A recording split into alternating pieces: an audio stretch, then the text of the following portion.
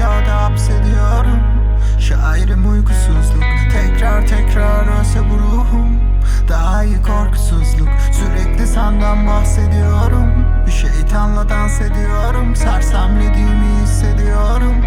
Daimi duygusuzluk, elimden geleni ardıma koydum.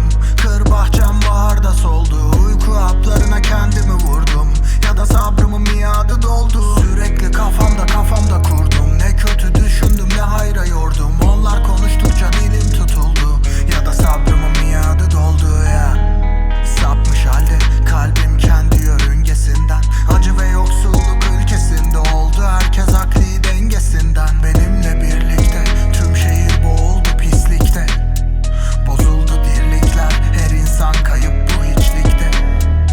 Bırak birbirini terslesinler, ürpersinler her siren sesinde. Saklasın bunu yüz ifadesinde, aşk Sezer'in yarım bir bestesinde. Dur desinler, bir gelecek seç kendine, İskambil destesinden.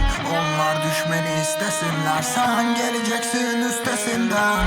Derin derin nefes al ver, derin derin nefes al ver. Derin derin nefes al ver, derin derin nefes al ver. Boşuna kendini harap etmem, gereksiz bu çaba sarf etmem ben. Affetsem fark etmem,